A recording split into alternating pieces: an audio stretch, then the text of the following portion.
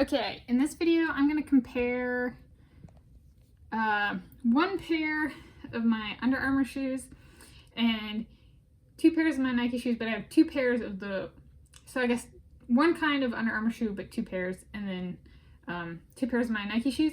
I'm actually making, so this is not a sponsored video or anything like that, to be 100% honest. I don't know how those work. I'm not really interested in that. So this video is kind of, I started running in 2006 of my own initiative. We had this fitness challenge. I was in middle school, and physical education in middle school. I was overweight. It was like the winter time. I had been, sitting on the couch. I was overweight, and I would eat like a can of frosting a day. Not like every day, but like I was pleasantly plump might be an understatement.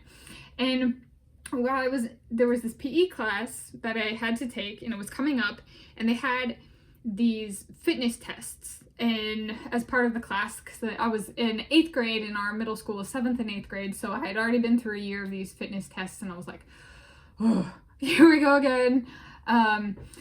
And so we had two types of fitness tests. They were both running. One was called the beep test, and one was called the fun run. The beep test, we would get on a basketball court, and there would be a sequence of beeps, and we had to run from end to end of the basketball court. And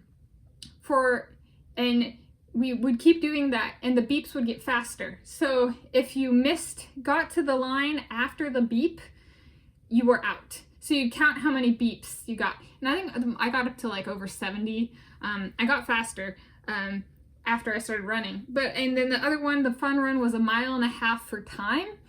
And I was embarrassed as a 7th grader because I'd been playing soccer, and I had started gaining weight, and I couldn't run the whole thing, if I'm recalling correctly, or I couldn't run it fast, like I could run fast in soccer.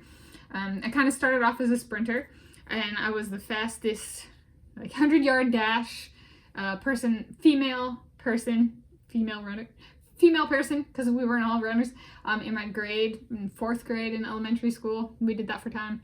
And so I had a history with sprinting, and I was still playing soccer, but soccer was a couple months in like the fall to summer to fall.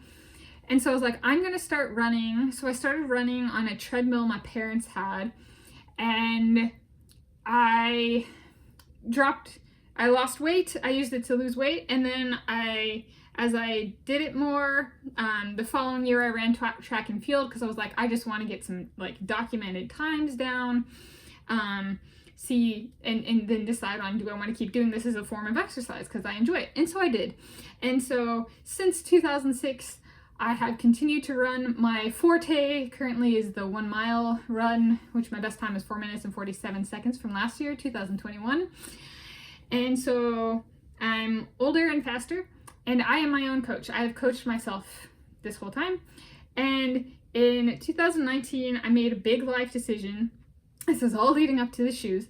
I made a big life decision to switch from the shoes I had kind of been running with for a while, like maybe about a decade, Nikes. Not exactly a decade, but like maybe about. And I switched from Nike to Under Armour. And so it was, for a runner, that's a really big change. I started off with kind of a mix of different shoes, and I ended up with Nike running shoes and Brooks running shoes, which are, at least Brooks is headquartered in Seattle these days. I'm unclear as to the true origins, like location of that company. And so I used Brooks and Nike running shoes, and then there are actually specialty running shoes, like track shoes, and I had those, and my favorite were New Balance. And so depending on the type of shoe, I've had varied preferences. And my favorite running shorts growing up were Under Armour. So I was aware of the brand in athletic clothing. I did not know that they had started making shoes, or was aware the shoes were started being offered, and I found them, kind of thing. So even if there was all these shoes, I was not aware of that. So I was like, I know the brand Under Armour, so I'm gonna make a switch. So I'm gonna start with my Nike shoes and kind of why I switched. So I have two different types here. This is the Nike Flex Contact. So I love shoes like these. They're bendy. The soles, are really thin, and they're bendy. So I run with my full foot, or like sometimes more on my toes. Depends on if there are curbs and stuff like that. And so these are perfect for that. And they're really, really lightweight. The problem is gray and white. I used to have shoes similar to this in a bright red. They're great. I get them dirty so fast. It's not funny. And so, yeah. And the other problem I have with them, and I didn't used to be a problem. So Nikes, I actually started wearing because Brooks were too narrow for my foot. I have wide feet. I don't always wear shoes, like just walking around. So I kind of have developed wide feet. And they were always wide to begin with, but they've gotten a little wider. And Nike used to have a wider fit. During my time in running and using Nike shoes, the fit of the shoe has gotten narrower, and I'm guessing that has to do with a changing demographics who buys the shoe, and so that has affected the fit on my foot. And so these are two, this is an example of one of the last pairs of running shoes I had from them. I do make my shoes last a long time, and what ends up happening is that I didn't have this problem to begin with Nikes, but they become so narrow that my toe will actually start to poke through. So like, this isn't my toe, it's my finger, but like, that's a problem when my toe is poking out of the shoe. And I remember I had a pair of my Nikes on when I went to the University of Oregon for a graduate school visit, and my toe was like, I was self-conscious, like when we're walking around campus, I was like, I saw my sock, poking through my shoe, and I was just like, I need to get a new pair of shoes. I need to get a new brand of shoes. So these are my super lightweight Nikes that are running shoes, but not specialty running shoes.